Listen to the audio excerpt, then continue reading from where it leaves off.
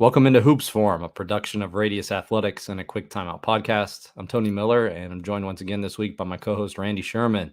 Big thanks to our sponsors over at 323 Sports. Summer is on its way, which means it's time to start thinking about those summer camps. Your campers will love the 323 Sports Performance Camp t-shirts, which start at an incredibly low price of just $7.99. To find out more, visit 323sports.com. Or you can contact a sales rep at sales@323sports.com. They'll be sure to do it right for your summer camp program. Randy and I, just a little behind the scenes. Each week, there's at some point hopefully early on in the week, sometimes later. Sometimes at the 11th hour. Sometimes at the 11th hour, there will be a Twitter or text conversation back and forth. Hey, what do you want to talk about this week? Mm-hmm. And I thought this was perfectly timed. I got just a DM in my inbox last night from a coach who was asking about some Princeton offense. And Nice. Randy spent a lot of time, the last couple of years especially, looking at Princeton, and even here recently has been doing some breakdowns of different teams. If you've been watching the show, you've seen some of those, and we're planning to put all those together so that you can get them all in one place at some point. And that video will include what we're going to talk about today. So I had asked you, Randy, a few weeks ago when we were talking about Princeton-ish offenses like the Furman Paladins. A question I'd asked was, a coach who wants to implement this, where should they start? And you gave a couple suggestions I thought were really good. If by chance somebody didn't get to see those, I'll ask you again, where would you start? And let's go ahead and just let that bounce into what we want to talk about today. Yeah, I would say I would start by for the coach who's maybe wanting to become a student of it or grasp the offensive system, which can feel like a lot. I would start by identifying the shapes, the different, whether it's what we're going to talk about today, the chin shape, whether it's low post, point, open, or which is another way of saying 5 out, and all of those shapes and how they interplay. So when you know your shape, then you can kind of start to see the options from those shapes pretty intuitively. So that's one place I would start. The next place I would start with the skills that it takes to play it well, and that's cutting, that's passing with either hand, that's ball handling with either hand. And that until we can kind of do those things and apply the skill with the know-how, we got a pretty big mountain to climb. So that's where I would start. And I would say that Princeton's is something you could go full out. Like, I'm going to do the whole thing, man. Like, we're going to do it front to back, everything, the full package. That's available to you as a coach. I would say also, too, you could just say, well, I like this part of Princeton, and almost like go a la carte. Like, I'm going to extract that. I like point, or I like chin, or I like low post or something. And we're going to just do that. And maybe we've got to make a tweak or two to sort of make it, stand alone without the other phases entering it from one phase or exiting from it to another. You might have to do some things to make that, but that's also what some programs do, is like they just run point, or they mostly run point, or they mostly run chin. So that's why I thought the topic today of chin would be a good way where we could sort of say, okay, Princeton's a pretty broad topic. How could, in a 30-minute show or less, could we go a little deeper into one specific phase? And that's what we're going to do with chin. So today, chin, and don't turn it off if you already know chin. Yeah, don't. Because Randy's going to talk about the basics here at the beginning, but if you want to fast forward a little bit, you kind of been in Princeton for a little bit, going to give some things towards the end as well. And then if you're also listening to this only, you probably want to go back and watch. We got diagrams, another one of those that we've incorporated, both the fast model diagrams as well as some video that goes along with it. Mm-hmm. And we'll try to direct you to where you can find more of those towards the end here. But I would definitely encourage you to go back and watch it at some point. So I'll go ahead and bring it up here on the screen here, Randy, and you start wherever you want. Yeah, I would say, what you see in the first frame, like I said, when you asked me the question, where do I start? the shape. So in frame 1 of the 4 you've got on the screen now, the first frame, I want to imprint on my mind when we look like this, 2 guards, 2 forwards, and a post at the elbow on the ball side. That's chin. Like, that's what that shape is associated with. I need my players to be able to look and see, like, okay, this shape really is speaking to me that we're going to be in chin action on a certain pass. So that's what I would say. You see the post is at the ball side elbow. You can use chin as a call. There are ways I'm sure you could do it sort of like through flow or off the break or just set it up. But I've also seen a lot of Princeton teams who use it as a bailout plan, or almost like, let me give you a scenario. Like maybe we shoot, we miss, we get an offensive rebound, we play it back out, and like, okay, what are we going to do? We need to reorganize. And a lot of Princeton teams, that chin is that for them. They'll just build chin really quickly and get into chin, maybe off of an offensive rebound, or when the offense gets a little discombobulated somehow, and we need to kind of reset. That's chin for a lot of Princeton teams. In the second frame, what you see is the passes that sort of initiate the action. Chiefly a guard-to-guard pass, the pass across the top.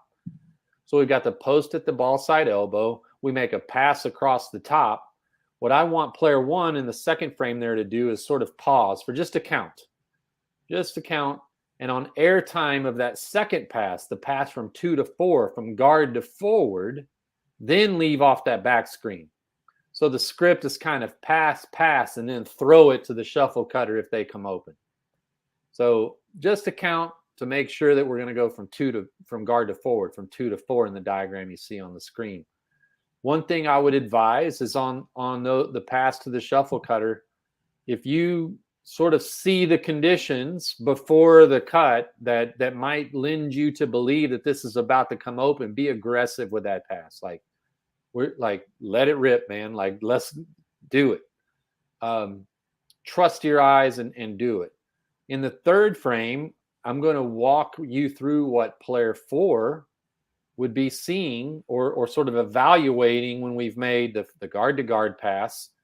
And the player 1 cuts off the back screen and is headed toward the rim. We're usually they come open around the charge circle or right at the rim. 3 conditions I want to see met before that 4 is looking at to like, hey, I'm going to let it rip if I see all 3 of these. And that is, 1 is X1, and I'm talking about the third frame on the screen right now. Is X1 taken out by the screen? Like, did 5 really get them solid screen? Is 5 sort of up and pressing up? Is X5 sort of up and pressing up on 5? If they are, they're probably not going to be able to help at the rim. If they're really up, almost like, flesh to flesh with player 5. Is X3 inside or outside? Like in my diagram that you see in the third frame, X3 is outside. They're not in helping. They're outside. So if kind of all 3 of those things are what you're seeing, let it rip. Let it rip. We got them, right? So now, most people will either hedge with X5 or switch that or something to sort of like take away the layup potential on the chin cut, right? So then we would kind of come off of, don't throw it if it's not going to be there, if those conditions aren't met. Does that make sense? Yeah, for sure. And then what would be, we've run the cutter off the back screen. You see in frame 2 that we don't throw it. They continue on to that corner, and 5 would set this what's called a drift screen. Oftentimes I call it a top flare. You can set it up like a drift screen, like I have diagrammed in the fourth frame, where the passer who went ahead and turned it all the way to 4 is now going to receive this screen. And how I have it drawn is how a lot of sort of traditional Princeton teams set it up. You see player 2 sort of walk in toward the elbow, press that foot that's closest to the ball into the ground, and push back and come off like a flare and drift off of it to where we throw it to them. 3 would drop down to the corner in frame 4 to open up gap space, and we want them to immediately rip it through and attack that space. And we're going to see all of this on film today, but I wanted to walk through what I'm seeing, what initiates the passes, the timing, what I'm looking at to determine whether I throw it or not. I think all of that is important to detail. Yeah, that's good. And like you see there in the first frame on this next slide you brought up would be 2 threw it to 4 and then sits up for that drift screen. We get it back to them. Sometimes it can look like a ball screen, like I get it on the ball side of that screen and I pull it through and it just behaves like a ball screen. Sometimes it's almost like I'm moved off the screen and I just catch it on the other side of the screen and go right into a drive. But if 3 drops to the corner, like you see there, we got lots of space to attack over there. And that's really what we want to get to. My advice would be, if you're coming down the court, you get right into chin, let's get to the drift action as quickly as possible. That's where we're going to crack the shell, penetrate the defense, get some help, collapse the D, and get to our drive and kick game and get them on the run and keep them on the run when we create that advantage off the drive. Now, in the second frame on this slide, we are assuming that they defended that, and we go off the drift screen, but we don't get the return pass. So we curl the drift to the rim. Sometimes maybe they'll trail me around that and I'll come open at the rim like you see there in the second frame on this slide. I curl the drift to the rim. If I don't get that, I'm going to continue to the corner. And then now we've got some different options where, depending on personnel, your offensive style, that could sort of happen next to give the offense a bit of flow and connection to keep the show goes on. So how does the show go on? I curl the drift. I take it to the rim. I don't get it. I exit out. 5 could pop, which you see there in the second frame. And that would take us in the third frame to 5 out, where we could get into a dribble at or cut one through and throw ahead to the next guy and play a side ball screen. Zoom. You could do all kinds of things from that shape. So, we went chin. We didn't throw to the back, the shuffle cutter off the first screen. We didn't hit the drift. He curled the drift, took it to the rim, and keeps going to the far side. And we play to the screener who could pop out. We could also, in that last frame on this slide, if I screen for him, but maybe personnel-wise, that's not a guy you want popping out, 25 feet away from the basket. They're your big. You want to keep them at the elbow at the most. So you could play to them there at the elbow. They just set that drift screen. The guy curls the drift just the same, but instead of popping and getting to open or to 5 out, he gets to the elbow. And if you'll go ahead and advance it, you'll see now we played to the screener and we're in what's called corner. Some coaches call this jungle. Some call it corner. I call it corner. That's the kind of older term for it. And we have if you are a Princeton aficionado, you'll recognize some of the same options in point we can run from corner. We hit the guy at the elbow, 4 does, and they can run middle, over, or screen away just on the side rather than on the top like in point. Does that make sense? Yeah, it makes total sense. Yeah, and sometimes the 5 man will set the screen and his man will show on that guy curling the drift and he just shows his hands to the ball and get an elbow jumper right there. And if we play to him, now the passer would be going, they could screen down, they could cut middle, or they could go over the top. We could hand it back to the player going over the top. If they don't, they would get in a screen over there. 5 could turn and we could run a split over there on that side. So let's get back in the second frame of these 3 on the screen to, we curl the drift. We don't get anything there. 4 doesn't play it to the screener. They don't play it to the cutter for the layup when they curl the drift. So that player 2 in this diagram would continue on out. They don't play it to 5 either popping or sort of showing their hands to the ball at the elbow. They have the ball, and we just sort of reset chin by dribbling up to one of those guard spots. Player 3 would come square the top with me, and now we'll just make a guard-to-guard pass and run it again. So if you wanted to say run chin as a continuity, that's how. We'll run through that. We reset it. We dribble up, square the top, and we go right back to it on the next guard-to-guard pass. And we've got the same thing where we make that. We're on air time of that second pass in red there. We're going to make the chin cut. The shuffle cut off the chin screen and get right back into it. That was really fast. I went through that like, whoom. Yeah. That was great. Yeah. I have seen at the college level, I've scouted teams that this is literally all they do. It's this plus what are we going to do when we get the throw it back to the 5 at the Yeah. top of the key.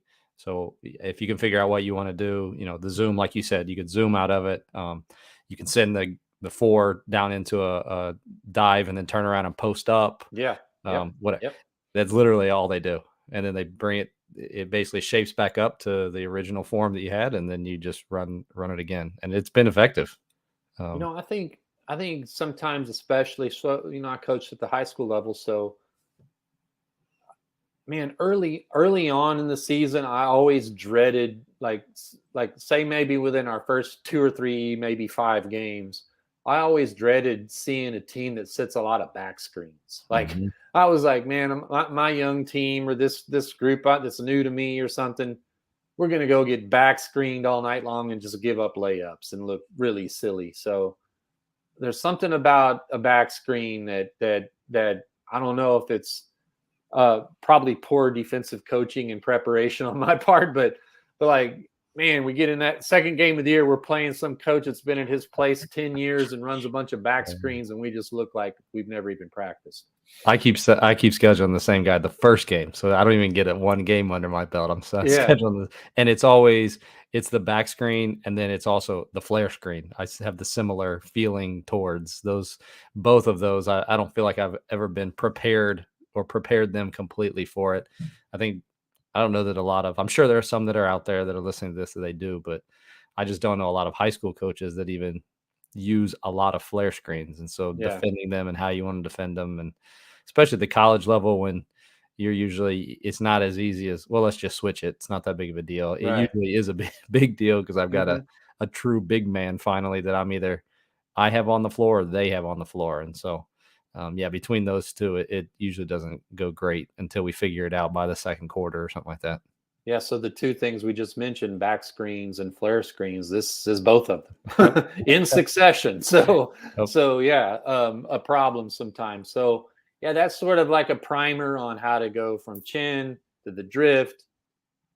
Looking maybe connect it with corner or open or AKA 5 out or reset it and run it again. So those are all things that are on the menu of things you can do. So good. You brought up the video. So we can now look at examples of this this is a video that's sort of a hodgepodge of teams from small college, men's. There might even be some women's on here. I can't remember, but yeah. So if you'll start it from the beginning, we'll go through that. And the first one is Holy Cross, I think, which is this is from a few years ago. I think the coach that coached them then, Coach Carmody, who was a Pete Carrill person, coach at Northwestern and Holy Cross, Princeton runs in his blood, So so you see that setup. Now, one thing I would say that's important that I didn't mention when we were looking at the diagrams, pause it right there. Keep it paused there. Is one of the things that we want with chin is we want to all 5 of us be a free throw line or higher. We're lifting the defense and we're compressing space between the free throw line and the half court line, and to create space at the rim. So when we lift the defense and we run a cutter off the back screen, which we've already talked about being sort of tricky to guard sometimes, we're coming open at the rim for a 2-pointer that even average players can make, right? So you'll see this here where they went guard to guard, and I think right where you have it paused, they've made that second pass from guard to forward, and the guy's going to sprint off the back screen. Sometimes you'll see teams go on the far side of the back screen. Sometimes they'll sort of angle that screen and come in front of the screen.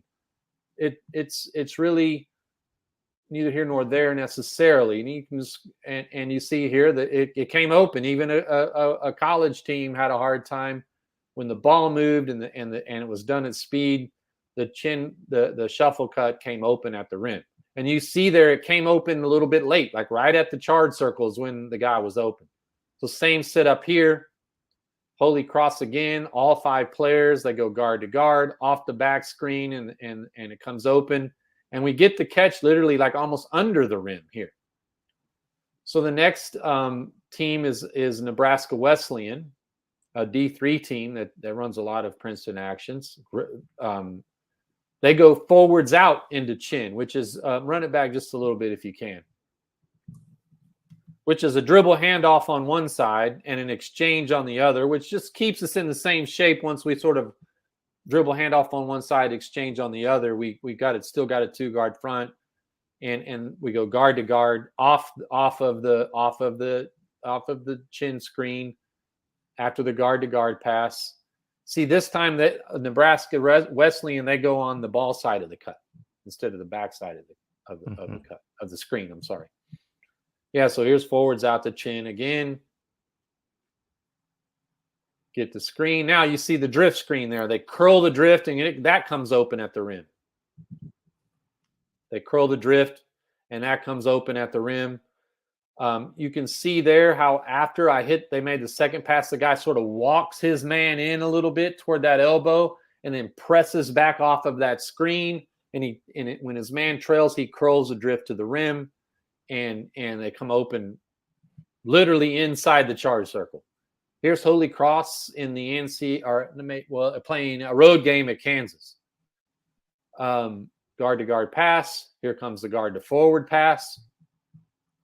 And the guy's already sort of coming off the chin screen. Let's see what they get into on this Holy Cross clip. I think they get into the drift drive kick. So run that one back again, and let's just watch it uninterrupted.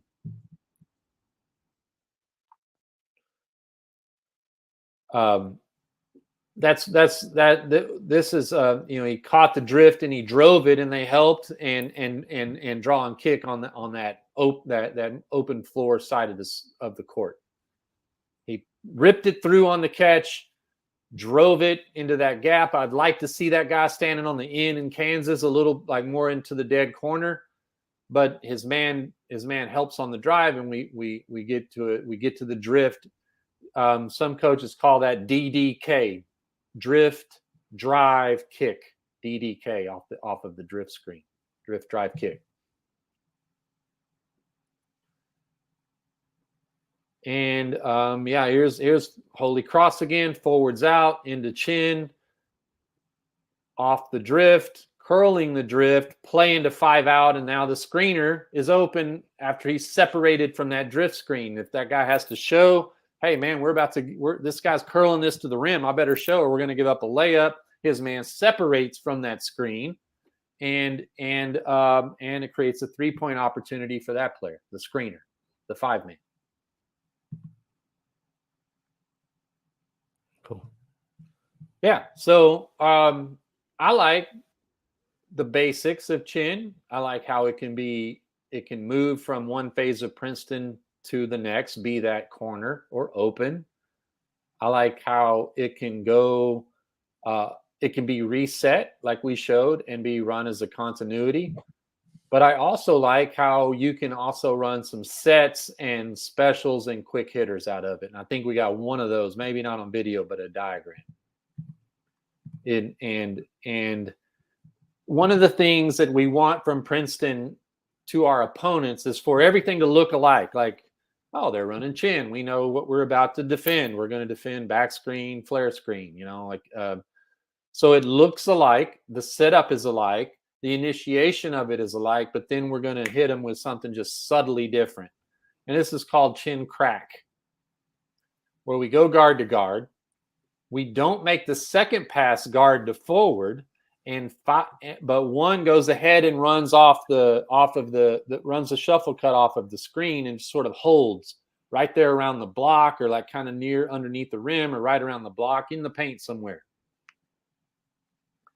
and 5 is going to just sprint off the elbow after setting the screen and ghost screen, and then and sort of veer off of that screen down and then set the screen for the chin cutter, and 2's going to take it, drive it to the free throw line, and then find that crackback player coming off that screen. This might be need a 3. It might be our best shooter is player 1. All kinds of scenarios in which you could employ this.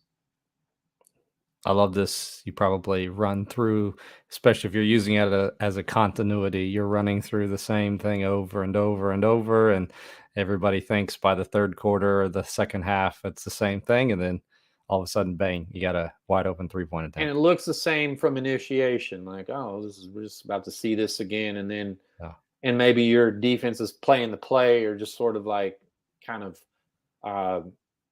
figured out how to defend. They're in a defensive rhythm, which I believe a team can get into if you run a lot of the same stuff over and over again. But I think it's a really good special situation play for a Princeton-based team. Like we can teach something that doesn't depart from our offense, but that gives us a tool for a special situation. Maybe it's need a 3, right? Mm-hmm. Yeah, this is great. Okay, so you've whet the appetite of people, and there are some who are starting to build out and others who have been running this and want more. Where would you point them? I would point them to hashtag Princeton Offense tips on Twitter. Just click that or search that and explore. I would point them to I've got a couple playbooks, which you can find on my website, radiusathletics.com, where I kind of go through Princeton Offense in volume 1 of my playbook. I kind of give my own little spin to some of the basic traditional Princeton stuff. In volume 2 is like a whole different thing that's mostly all chin and chin variations and chin sets, and it's kind of that got its own playbook, basically. I would point them there. And then I would say I would point you to maybe a few teams to look at. UConn women run a lot of chin. Notre Dame women used to run a lot of chin. So if you want to go back and find some of their games in the archives, you could do that. So those are some places I might send you. And then most recently, our Furman talks that we've had, and then the video series that you put together, kind of that hybrid of Princeton and 5 out and some special actions that Coach Ritchie likes to do. Yeah, they'll get it. They'll run a guy off of a chin screen to a shuffle cut, with or without the guard to guard pass, and it's really dynamic stuff that they get into that they'd be another place I would point someone. But so my hope for today in floating this idea was, say, talking for what have we been on 25 minutes or so on one specific facet of a topic that feels pretty broad, to help you get a better and deeper understanding of that, say, chapter of the book, right? Yeah, great stuff. I'm a lot deeper on one thing. I think probably going to be quite a few people who are going to want to find out more, and this is a great starting point. So great stuff. And one more thing I do want to tell you about, a little under 2 weeks. Yeah. Randy and I on Tuesday, May 23rd, going to be doing a little 2-3 zone plus, I guess is what I'm calling it at this point. Yes. You can sign up for that. We'll have links there on our social media accounts, specifically on Twitter. Had people sign up already for that. So looking forward to that. The way that's usually set up, Randy will talk for a while, usually 45-ish minutes. Mm-hmm. And then we do a Q&A at the end. There are additional resources, drill books, videos, other things that are available to you if you attend that. Just kind of a web clinic that you'll be able to participate in from your living room or wherever you're studying. Do a little bit deeper dive into 2-3 zone, not just like your standard, but some additional things. So if you're looking to take your zone to the next level, we'll have some stuff for you on that night. So be sure to look for that on our social media accounts. We'll have links to where you can sign up for that there. Thanks to all of you who joined us this week. If you missed any part of the live show, you can go back and watch or listen to any part. Just search Hoops Forum on YouTube. to watch the full interview, or you can go to any podcast platform and search A Quick Timeout to find the audio version of the show. For Randy Sherman, I'm Tony Mo.